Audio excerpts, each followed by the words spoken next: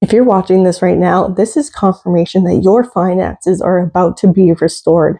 God is saying to you today that He is releasing you from the bondage of debt. And after this video, I want you to step into your sovereignty and your freedom, because that is your God-given right. Debt was a man-made structure designed to keep you enslaved through high taxation, high interest payments, loan repayment for your entire life, because debt and consumerism is a parasite. It is a cancer to keep you stuck in a vicious cycle that is impossible to get out of.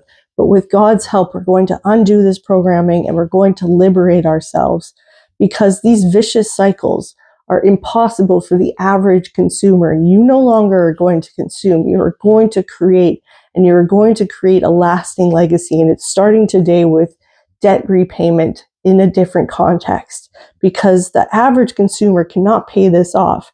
And even mortgages are being constantly refinanced because it's all intended to keep you stuck until you die.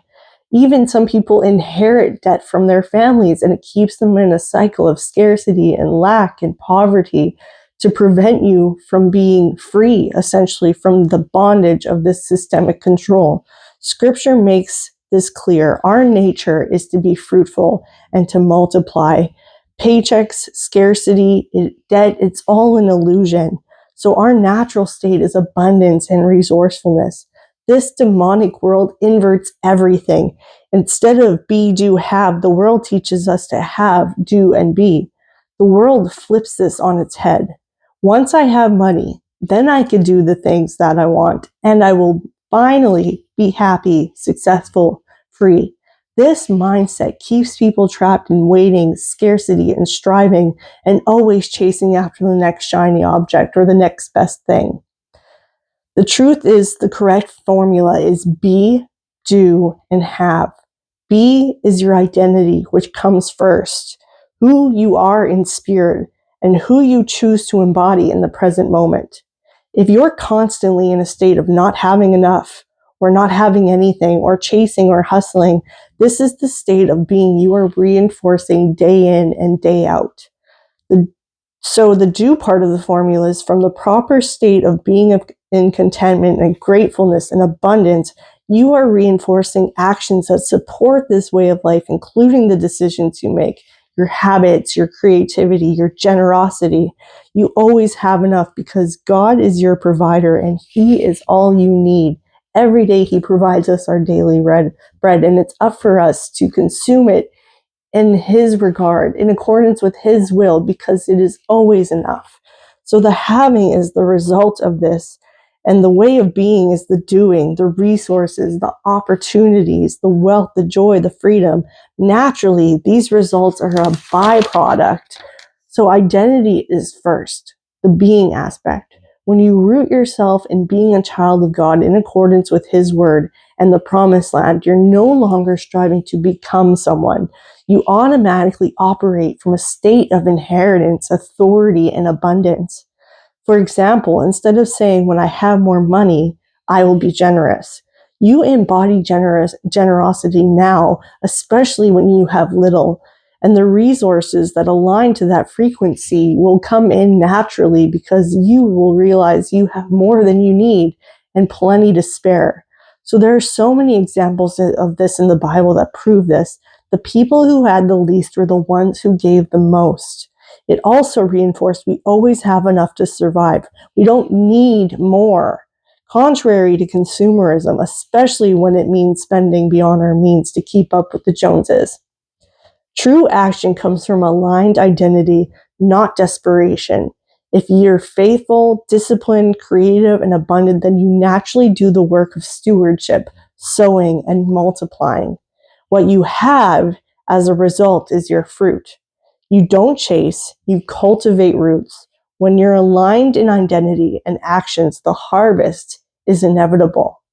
Matthew 6, verse 33 states, "Seek first the kingdom of God, His righteousness, and all things will be added to you." You are already wealthy because you are a child of a king.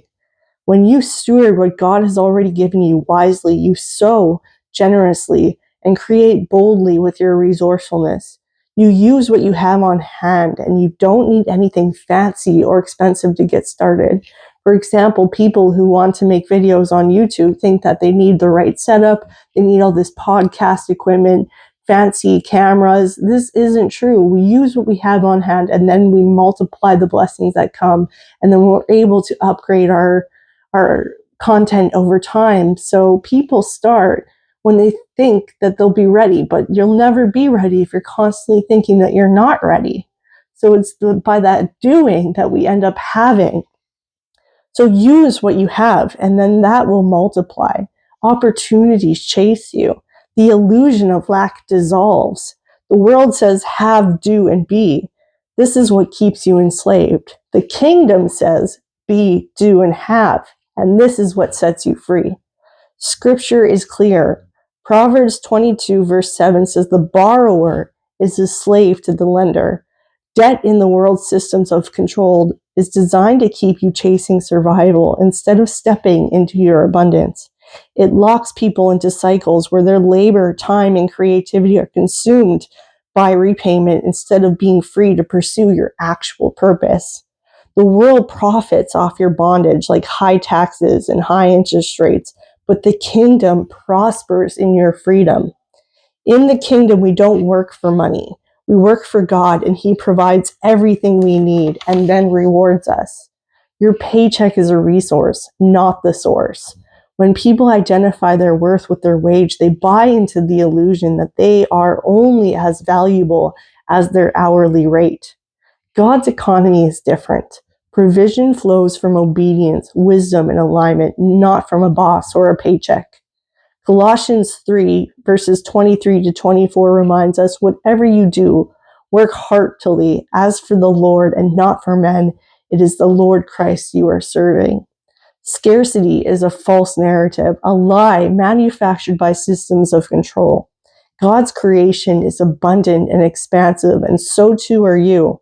You come from the earth, and the earth renews, it seeds, it multiplies, and opportunities overflow.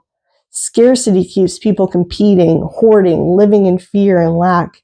Abundance shifts people into trust, generosity, and creativity. Jesus fed 5,000 people with 5 loaves of bread and 2 fish to prove that multiplication defies scarcity when surrendered to God. The systems of debt and paychecks and scarcity trains people through generations of poverty to give their life force, which is their time, their energy, and talent, in exchange for just enough to survive.